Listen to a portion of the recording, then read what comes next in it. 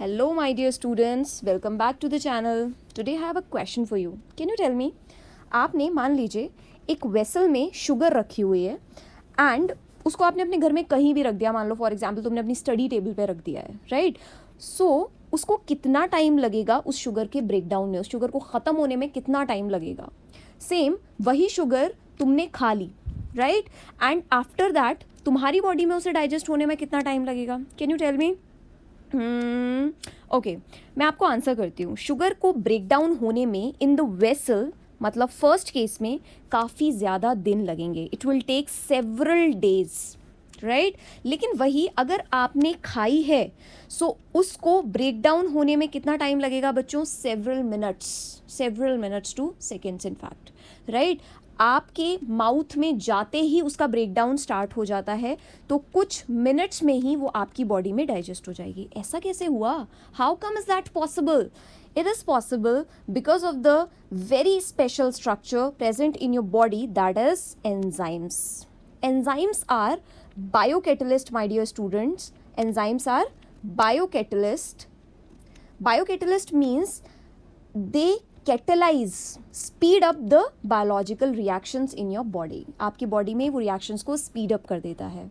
आज के लेक्चर में हम इन एंजाइम्स को क्लासीफाई करेंगे on the basis of composition कि हम एंजाइम किस चीज़ के बने हुए होते हैं. See most of the enzymes are proteinaceous. कैसे होते हैं बच्चों? ज़्यादातर एंजाइम्स प्रोटीनेशियस होते हैं एक्सेप्ट कुछ एंजाइम के जो कि आरएनए बेस्ड एंजाइम्स हैं.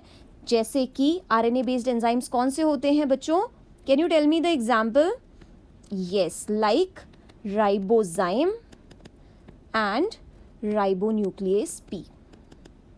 These enzymes are RNA based enzymes. RNA based enzyme मतलब RNA के बने हुए हैं. बाकी most of the enzymes are proteinaceous. So उनकी जितनी भी property होंगी वो protein based properties होंगी.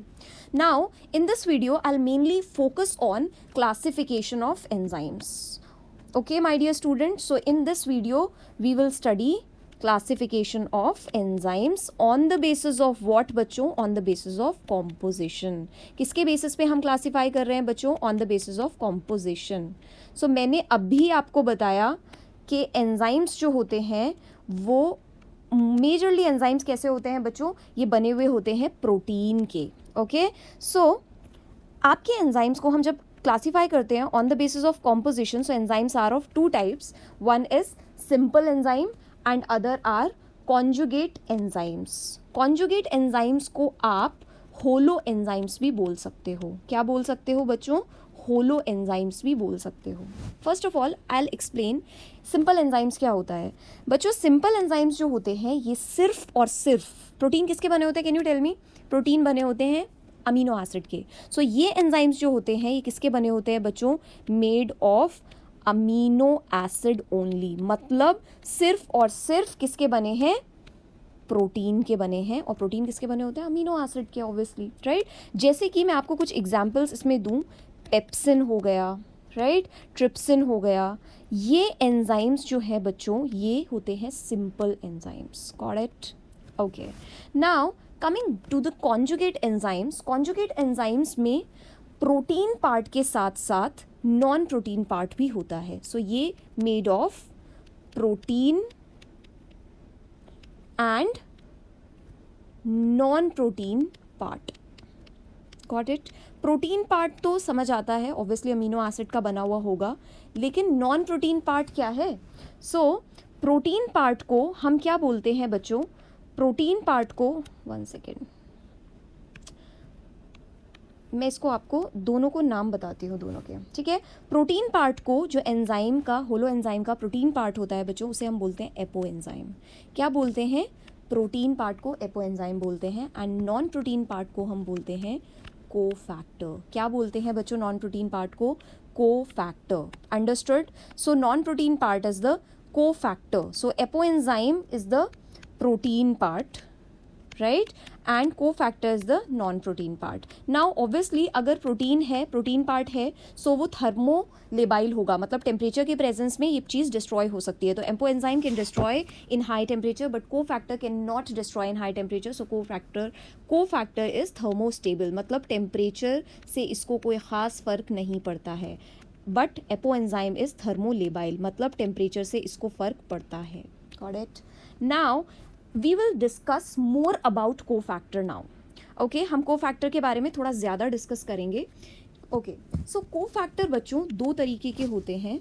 कोफैक्टर होते हैं organic cofactor and inorganic cofactor. क्या क्या होंगे बच्चों? Organic cofactor and inorganic cofactor. Understood. Now talking about organic cofactor. Organic cofactor जो होते हैं बच्चों, ये होते हैं दो तरीके के. One is your prosthetic group, एक कहलाता है प्रोस्थेटिक ग्रुप एंड अदर कहलाता है कोएंजाइम. क्या कहलाता है बच्चों? दूसरा coenzyme. Correct. Now what is prosthetic group?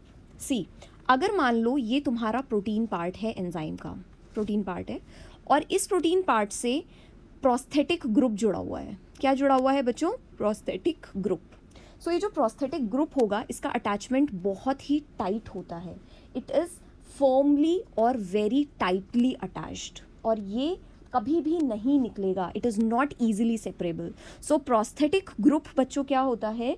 It is firmly attached. कैसा रहेगा ये? बहुत ही टाइटली या फर्मली अटैच्ड रहेगा. And can't be easily separable. ये आसानी से सेपरेट नहीं हो सकता. करेक्ट. नाउ इसका एग्जाम्पल की अगर मैं बात करती हूँ, सो बच्चों इसका एग्जाम्पल होता है हीम से. अगर मैं पर ऑक्सीडेज एंजाइम की बात करती हूँ या फिर कैटलेज एंजाइम की बात करती हूँ, सो इन दोनों में ही हीम ग्रुप जो होता है, कौन सा ग्रुप बच्चों? Haem group. This haem group is prosthetic group. जहाँ भी आपको पर ऑक्सीडेज या कैटलेज एंजाइम दिखेगा, वहाँ पर हीम ग्रुप जो है दोनों में ही फर्मली अटैच होगा. सो हीम ग्रुप किसका प्रोस्थेटिक एंजाइम है? परऑक्सीडेज का और कैटलेज का. आर यू अंडरस्टैंडिंग इट और नॉट? क्लियर है? Okay. After that coming to the coenzyme part. Coenzyme जो होते हैं, जैसे मैंने यहाँ पे आपको बताया था, वहाँ पे मैंने आपको बताया था प्रोस्थेटिक ग्रुप बहुत ही टाइटली अटैच होता है प्रोटीन पार्ट से. Like this is the protein part. So यहाँ पे क्या होता है बच्चों? कोएंजाइम में दिस इज लूजली अटैच. ये कैसा होगा? It is loosely attach. Coenzyme जो रहता है. ओके. अब अगर ये लूजली अटैच है तो ये मूव होके कहीं और जा भी सकता है, लेकिन ये कहाँ जाएगा मूव होके? ये जाता है मूव होके विटामिन के पास. राइट. विटामिन से अटैच हो जाएगा, फिर विटामिन से फिर से निकल के आएगा और एंजाइम से आके अटैच हो जाएगा. राइट. सो ये कहलाते हैं आपके कोएंजाइम्स. कोएंजाइम्स कहाँ से डिराइव होते हैं बच्चों? विटामिन से ही निकल के बनते हैं. Are you understanding it? So coenzyme जो होते हैं बच्चों, ये कैसे होते हैं? These are loosely attached. कैसे रहेंगे बच्चों ये? Loosely attached. करेक्ट. नाउ इसलिए हेंस ईजिली सेपरेबल. ओके, आसानी से सेपरेट हो जाएंगे. Okay, so example of coenzyme is NAD. क्या होगा बच्चों example? NAD. What is the full form of NAD? Nicotinamide adenine dinucleotide. ये कहाँ से निकलता है? विटामिन निकोटीनामाइड से निकलता है. और ये कोएंजाइम किसका होता है? डिहाइड्रोजिनेज एंजाइम का. ठीक है. सो ये किसका एंजाइम है? Coenzyme of dehydrogenase. किसका कोएंजाइम है बच्चों? Dehydrogenase enzyme. Got it. So NAD हो गया, FAD हो गया. ठीक है. So all these are examples of coenzymes. ये कहाँ से निकल रहे हैं? FAD भी आपको मालूम है, ये राइबोफ्लेविन से निकलता है. Flavin adenine dinucleotide, so these are coenzymes. So simple से अगर मैं बात करूं, प्रोस्थेटिक ग्रुप्स आर फर्मली और टाइटली अटैच्ड और coenzymes are loosely attached. Okay, now coming to this part, inorganic cofactor. So inorganic cofactor क्या होते हैं बच्चों? ये मेटालिक कोफैक्टर्स होते हैं, या फिर आप इनको मेटालो एंजाइम्स भी बोल सकते हो. क्या बोल सकते हो? Metallo enzymes. Understood? Metallo enzymes क्या होते हैं? These are activators of enzymes, right? अगर मैं सिंपल सी बात करती हूँ कि एंजाइम, कोई भी एंजाइम है जिसका कोफैक्टर इनऑर्गेनिक है, तो वो एंजाइम बिना इसके वर्क नहीं करेगा, क्योंकि ये कोफैक्टर उसको एक्टिवेट करता है एंजाइम को. समझ आ रहा है आपको? सो इनऑर्गेनिक कोफैक्टर के अगर मैं आपको एग्जाम्पल दूं बच्चों, सो इसके क्या एग्जाम्पल्स होते हैं? जैसे कि जिंक जो होता है, Zn2+ जो है आपका, ये कार्बोनिक एनहाइड्रेस का कोफैक्टर है. इनऑर्गेनिक कोफैक्टर्स किसका है? कार्बोनिक एनहाइड्रेस का. ऐसे ही बहुत सारे आपके एग्जाम्पल्स आ जाएंगे. जैसे कैल्शियम जो होता है वो लाइपेस का होता है. ठीक है, आप लोगों ने हेक्सोकाइनेस पढ़ा होगा डीएनए रेप्लिकेशन में. सो वो उसका कोफैक्टर कौन सा होता है? Magnesium ion. सो अगर आप हेक्सोकाइनेस के साथ में मैग्नीशियम आयंस नहीं दोगे तो डीएनए का रेप्लिकेशन पॉसिबल नहीं है. सो हम सेम पीसीआर जो करते हैं, जो आप बायोटेक चैप्टर में पढ़ते हो, वहाँ पर भी हम आयंस के फॉर्म में मैग्नीशियम डालते हैं, राइट? एंड क्लोरीन, ऐसे ही क्लोरीन जो होता है सलाइवरी अमाइलेज, जिसे आप टाइलिन भी बोलते हो, उसका इनऑर्गेनिक कोफैक्टर है. कॉपर जो होता है ये टायरोसिनेस का आपका इनऑर्गेनिक कोफैक्टर होता है. So there are lot more enzymes जिनके कोफैक्टर होते हैं और वो बिना कोफैक्टर के वर्क नहीं करते हैं.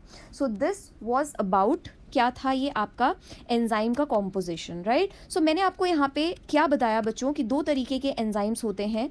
एक आपके सिंपल एंजाइम्स, दूसरे कॉन्जुगेटेड एंजाइम्स. कॉन्जुगेटेड एंजाइम्स को हम होलो एंजाइम्स भी कहते हैं, as you can see here, right? Holo enzymes जो होते हैं वो दो चीज़ों से मिलके बनते हैं. किन किन चीज़ों से मिलके बनते हैं बच्चों? होलो एंजाइम्स बनते हैं, tell me, quickly tell me. मैं एक ब्राइट मार्कर लेती हूँ. सो होलो एंजाइम किन चीज़ों से मिलके बनता है बच्चों? 1 सेकेंड. होलो एंजाइम क्या दो चीज़ों से मिलके बनता है? Holoenzyme a complete enzyme. So दो चीज़ों से किससे मिलके बनेगा? Apoenzyme plus, quickly tell me, apoenzyme plus उसका कोफैक्टर. एपो एंजाइम कौन सा पार्ट है? प्रोटीन पार्ट है. एंड कोफैक्टर कौन सा पार्ट है? नॉन प्रोटीन पार्ट है. अंडरस्टूड? आई होप आपको ये समझ में आया होगा. Rest of the part of the enzymes हम नेक्स्ट वीडियो में कवर करेंगे. Bye bye, take care and make sure to read your NCERT after every video. आप एनसीईआरटी को लाइन बाय लाइन रीड करिए, you will understand a lot of things and आपको NCERT line by line समझ आएगी. Bye bye students, take care.